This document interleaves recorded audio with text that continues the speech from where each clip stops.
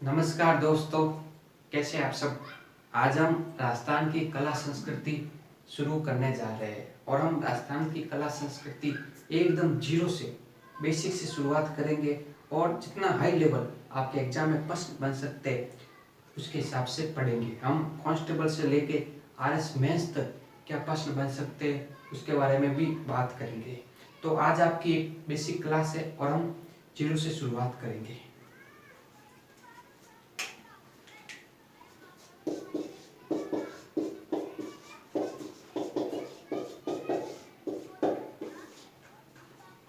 अगर हम कोई भी सब्जेक्ट कोई भी हो जीरो से शुरुआत करते हैं तो हमें उस सब्जेक्ट के बारे में 3 बातें पता होनी चाहिए। उसके व्यवहारिक गुण के बारे में हमें पता होनी चाहिए।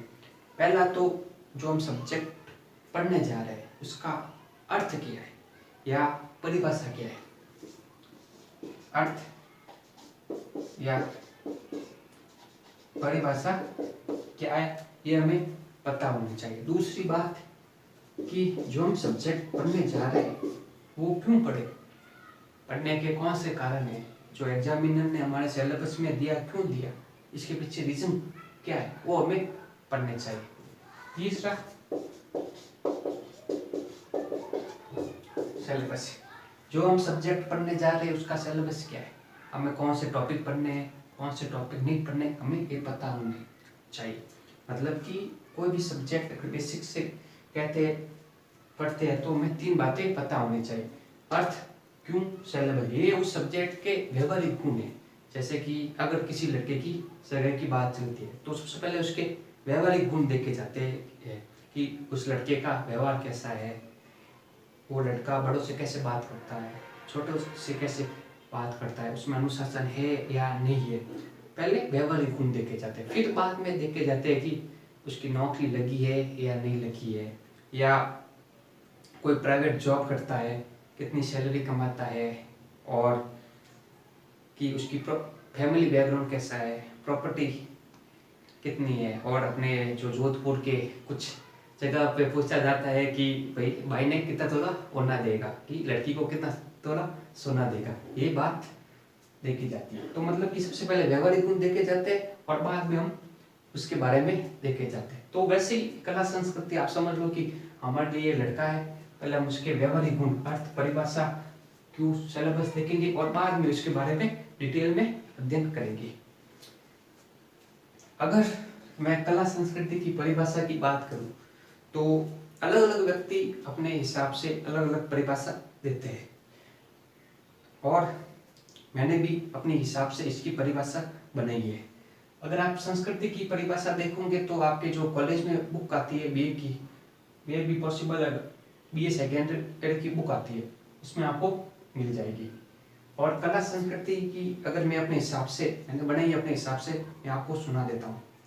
अगर हमारे मन में कोई विचार, भाव या कोई शक्ति है और उसका प्रदर्शन हम समाज कल्याण हेतु, महिलाओं की रक्षा हेतु, गायों की रक्षा हेतु, किसी भलाई के लिए करते हैं और जिससे हमारे समाज का नाम होता है, हमारे देश व राज्य का नाम होता है और हमारे समाज में ख्याति बढ़ती है और जिस वजह से उसका नाम होता है तो सरकार उसे महत्वपूर्ण पर्यटक स्थल के रूप में उसका संरक्षण करती है और वो जाके एक सांस्कृतिक धरोहर के रूप में बन जाती है।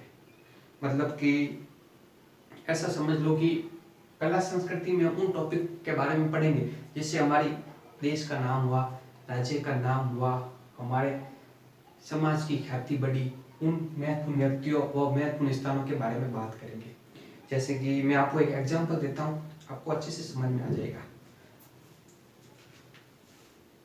जैसे कि एक व्यक्ति है, ठीक है, तो शाम का समय था, खाना वाना खाया, शाम को अपने छत पे गया और देखा कि शाम को छत की ओर बड़ा सा चांद था, तारे टिमटिमा रहे थे, तो बहुत अच्छा दृश्य था। तो ये उस दृश्य में खो गया, मन ही मन कल्पना करने लगा। जब इस व्यक्ति ने चांद में देखा कि भगवान श्री कृष्ण बांसुरी बजा रहे थे, गायें चल रही थी और थोड़ी देर बाद एक इंसान आया और भगवान श्री कृष्ण से वार्ता करने लग गया और ये दृश्य वो व्यक्ति कल्पना कर रहा है। थोड़ी देर बाद वो दृश्य को देखा, फिर नीचे आया अपने रूम में, जो उस दृश्य को देखा वैसे उसकी पेंटिंग बना दी।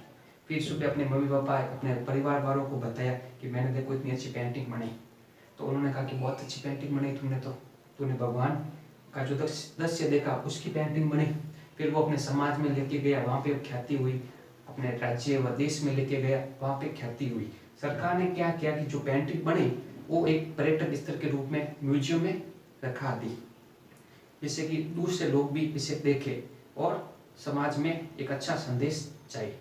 और कुछ दिन बाद में उस व्यक्ति की मृत्यु हो गई, परंतु उसकी पेंटिंग बनी हुई आज भी वहाँ पे मौजूद है और उसका नाम भी आज मौजूद है। व्यक्ति की तो मृत्यु कभी भी होगी पर नाम आज भी मौजूद है।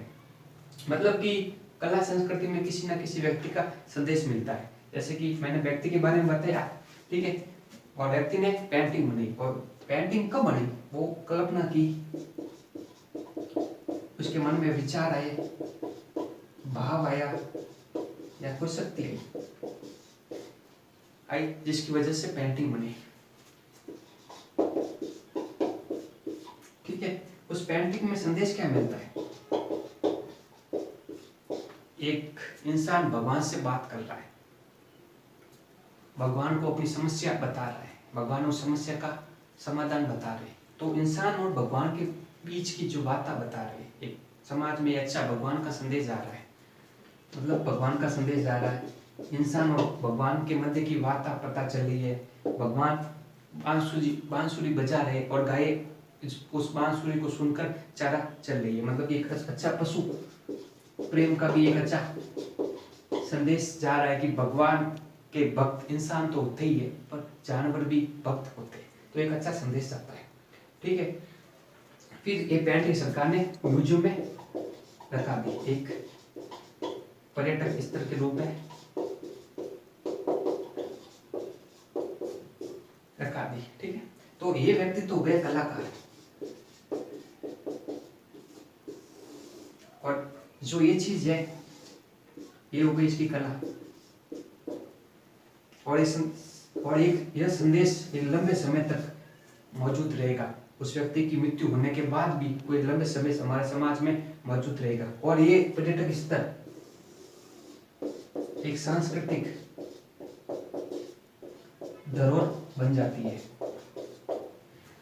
तो कला संस्कृति की परिभाषा ये होती है, कला का व्यक्ति ये की कला और जिसका रूप दे देता है, पेंटिंग का रूप दिया तो और वो जाके सांस्कृतिक धरोहर का रूप ले लेती है, तो पर्यटक स्थल बन जाता है। मुख्यतः कला संस्कृति की ये परिभाषा होती है। एक बार आपको वापस परिभाषा सुनाता हूँ। अगर किसी व्यक्ति के मन में कुछ भाव विचार आते हैं या शक्ति आती है, उसका प्रदर्शन समाज की भलाई के लिए, महिलाओं की रक्षा के लिए, गायों की रक्षा के लिए वो प्रयोग करता है, जिससे हमें समाज में एक अच्छा संदेश जाता है, समाज में एक अच्छा नाम होता है, समाज की ख्याति होती है। तो सरकार उसे एक पर्यटक स्थल के रूप में संरक्षण कर देती है और ये जाके आगे सांस्कृतिक धरोहर, सांस्कृतिक विरासत बन जाती है। तो कला संस्कृति की परिभाषा ये होती है। व्यक्ति कलाकार हो गया और ये इसकी कला हो गई, और इस पेंटिंग से संदेश जाता है, भगवान का संदेश जाता है, पशु प्रेम का संदेश जाता है, भगवान मनुष्य की समस्याओं का समाधान करते हैं, एक अच्छा संदेश जाता है। और उस पेंटिंग पर्यटक स्तर या महत्वपूर्ण सांस्कृतिक धरोहर का रूप ले लेती है। व्यक्ति की मृत्यु तो हो जाती है परंतु वो संदेश लंबे समय के बाद भी मौजूद रहता है। तो ये आपकी कला संस्कृति की परिभाषा हो गई। आपको समझ में आई होगी। अगर नहीं समझ में आई तो वीडियो थोड़ा सा पीछे लेके एक दो बार सुनेंगे ना तो आपको समझ में आ जाएगी। दूसरा, पढ़े क्यों, आपको पता चल जाएगा। परिभाषा में आपको पता चल गया होगा कि पढ़े क्यों। अच्छी बातें और अच्छा संदेश प्राप्त करने के लिए, हमारी सांस्कृतिक धरोहर विरासत का संरक्षण करने के लिए, हमारे आसपास जो भी पर्यटक स्थल है या कुछ ऐसी म्यूजियम है जहाँ पे सांस्कृतिक धरोहर देखने को मिलती है, वहाँ पे जाइए, उनका प्रचार कीजिए और अपने आसपास के स्थानों के बारे में जानकारी प्राप्त कीजिए। तो हम मुख्यतः इन कारणों को लिख सकते हैं। अच्छी बातें व अच्छे संदेश को जानने के लिए, आसपास की जो विरासत है उसका संरक्षण करने के लिए, जहाँ हम रह रहे उस एरिया की सभी पर्यटक स्थलों के बारे में हमें जानकारी प्राप्त करें, उसका प्रचार करें, उसका संरक्षण करें, उसका ध्यान रखें। तो इसके लिए पढ़े, ये आपके क्यों का जवाब मिल गया। और सबसे बड़ा प्रश्न है सिलेबस क्या है, हमें कौन से टॉपिक पढ़ने हैं, कौन से टॉपिक नहीं पढ़ने, ये तो हमें जानकारी होनी चाहिए कि हमारे एग्जाम में कहाँ से प्रश्न बनते और कहाँ से प्रश्न नहीं बनते। तो अगर राजस्थान की अगर मैं बात करूं तो 10 नंबर के कुछ प्रश्न आते हैं, तो लगभग आपके 4 प्रश्न कला संस्कृति से आते हैं और लगभग 4 प्रश्न आपके भूगोल के आ जाते हैं, लगभग 2 प्रश्न आपके इतिहास से आते हैं, वो भी इतिहास में आधुनिक राजस्थान से प्रश्न बनते हैं, 1-2 प्रश्न ऊपर नीचे हो सकते हैं। तो लगभग 3 से 4 प्रकार के प्रश्न आते हैं। तो कैसे प्रश्न आते हैं जब हम आगे पढ़ेंगे तो इस प्रश्न के बारे में बात करेंगे। पहले प्रश्न इजी आते थे, अब इसका पैटर्न थोड़ा चेंज हो गया, अभी थोड़ा हार्ड प्रश्न आने लगे। हार्ड तो नहीं कह सकते, परंतु इसकी लैंग्वेज थोड़ी कठिन आती है, जिससे कि विद्यार्थी को समझने में दिक्कत होती है। तो हम सिलेबस में बात करेंगे और क्या बताएंगे कि इस टॉपिक से कौन से प्रश्न बन सकते हैं। आपको परिभाषा समझ में आ गई, क्यों पढ़े समझ में आ गया, अब सिलेबस देखते हैं।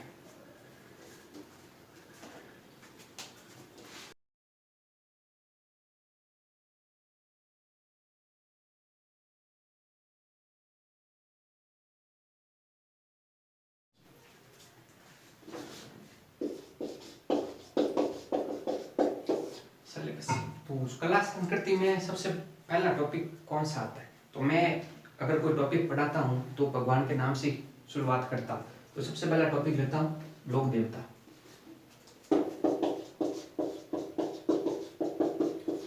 तो सबसे पहले प्रश्न आता है कि लोक देवता कौन होते हैं।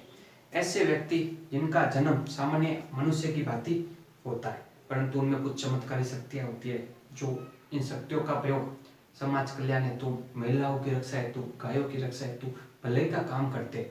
तो लोग इन्हें लोक देवता कह के बुलाते हैं, इनकी पूजा करते हैं। इनके चमत्कार से काफी लोग इससे प्रभावित हुए। तो उन महत्वपूर्ण व्यक्तियों के बारे में पढ़ेंगे, जिसमें आपके रामदेव जी है, बाबू जी है, हड़बू जी है, गोगा जी है, मेहर जी मांगलिया है, तेजा जी है, मल्लीनाथ जी है, देवनारायण जी है। इन प्रमुख लोक देवताओं के बारे में पढ़ेंगे, इनके कौन से चमत्कार है उनके बारे में पढ़ेंगे, जन्म कहाँ हुआ उनके बारे में पढ़ेंगे, प्रमुख मंदिर कहाँ पे थे उनके बारे में पढ़ेंगे, उनके विचार क्या थे उनके बारे में पढ़ेंगे। और लोक देवता तो हुए, पर इनका प्रभाव आज भी मौजूद है, दिन प्रतिदिन प्रभाव और बढ़ रहा है और लोग को इसके बारे में पता चलता है। तो लोक देवता के बारे में पढ़ते हैं।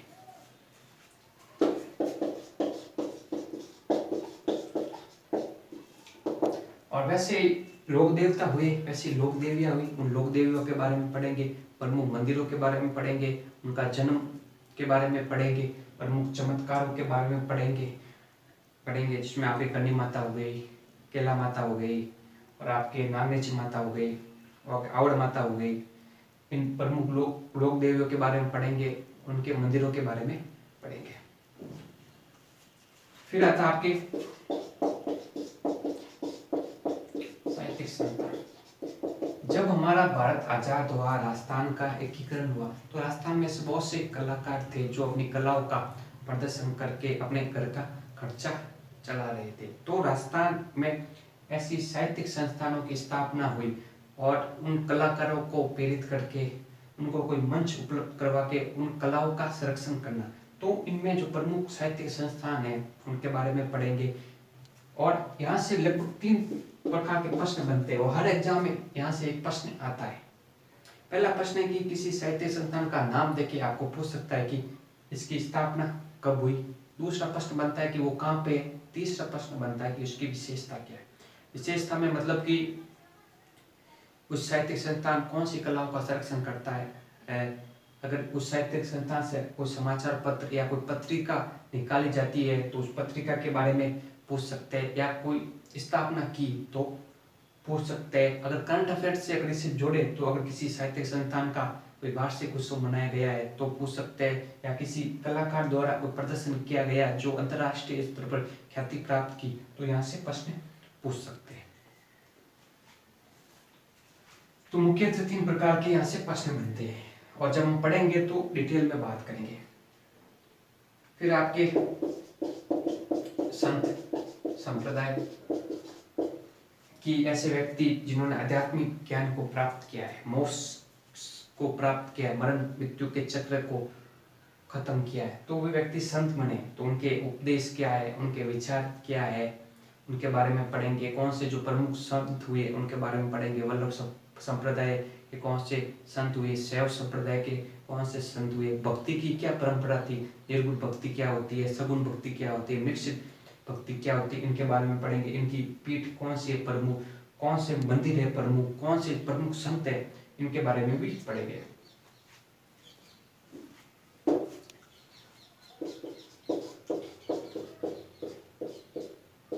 लोक नृत्य, कौन से राजस्थान में लोक नृत्य किए जाते हैं, उन प्रमुख लोक नृत्यों के बारे में बात करेंगे।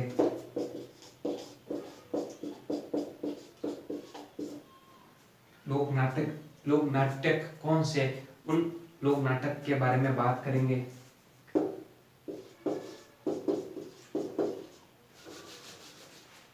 स्थापत्य कला के बारे में बात करेंगे, जिसमें हम दुर्ग के बारे में बात करेंगे। राजस्थान में किस प्रकार के दुर्ग बने हुए, दुर्ग मतलब किले बने हुए हैं, उन किलों के बारे में बात करेंगे। उनकी विशेषता कौन सी है उसके बारे में बात करेंगे। किस श्रेणी में निर्माण हुआ उसके बारे में बात करेंगे। कौन से दुर्ग के अंदर पर्यटक स्थल है वो बात करेंगे। दुर्ग की जो प्रमुख विशेषता है उनके बारे में बात करेंगे।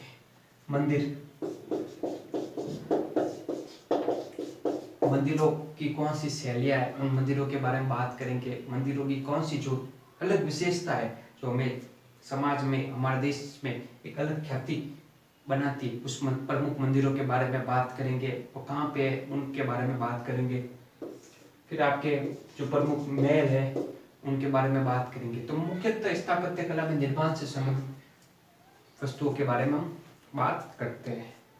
फिर आपके चित्रकला, जिसमें आपके अलग अलग रियासतों में कौन सी चित्रकला की शैलियाँ थी उनके बारे में बात करेंगे। कौन से कलाकार हुए चित्र के उनके बारे में बात करेंगे। उनके प्रमुख चित्र कौन से उनके बारे में बात करेंगे। उनमें कौन सा संदेश मिलता है उनके बारे में बात करेंगे। उनकी क्या सी विशेषता है उनके बारे में बात करेंगे। तो मुख्यतः हम बात करते हैं जनजातियाँ।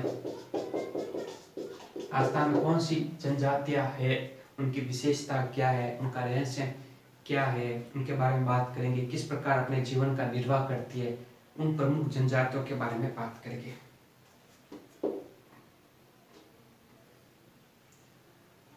फिर आगे आता है आपके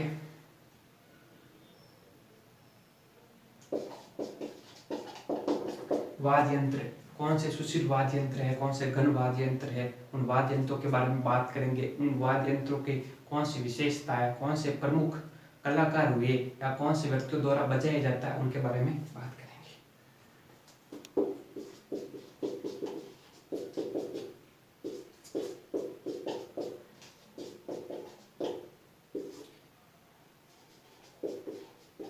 राजस्थानी साहित्य के बारे में बात करेंगे, जिसमें हम राजस्थान में कौन से साहित्यकार हुए, कौन से ग्रंथ लिखे, उन ग्रंथों के बारे में बात करेंगे। राजस्थान की भाषा का निर्माण कैसे हुआ, किस प्रकार भाषा विकसित हुई, उस भाषा के बारे में बात करेंगे। कौन से साहित्यकारों द्वारा कौन से ग्रंथ लिखे, उन ग्रंथों में क्या विशेषता झलकती है, उसके बारे में बात करेंगे। तो अभी राजस्थान में यहाँ से प्रश्न बनने लगे। आपको किसी 4 साहित्यकार का नाम दे देंगे और उसके 4 ग्रंथ बता देंगे, कहेंगे कि मिलान कीजिए। तो अभी यहाँ से प्रश्न बनने लगे, वो भी बहुत देखने को मिलता है। अभी हाल फिलहाल में एग्जाम में ना ऐसे प्रश्न आए हैं। जब हम पढ़ेंगे तो डिटेल में इसके बारे में बात करेंगे। तो प्रमुख कलाकार देख लेंगे, कौन से जो प्रमुख कलाकार हुए जो अपनी कला से अंतर्राष्ट्रीय स्तर पर ख्याति प्राप्त की। तो लगभग कला संस्कृति के मोटे रूप से ये टॉपिक है।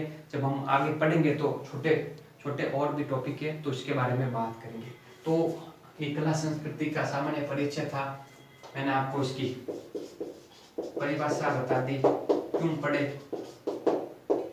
वो बता दी और इसका सिलेबस क्या है वो मैंने आपको मोटे रूप से बता दिया।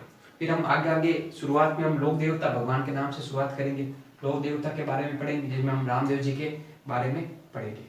आपको सिलेबस मोटे रूप से मैंने बता दिया, परिभाषा बता दी, क्यों पढ़े वो बता दिया। तो कला संस्कृति का सामान्य परिचय यह है। तो दोस्तों आज के वीडियो इतना ही, मिलते हैं अपने अगले वीडियो में। जय हिंद जय भारत।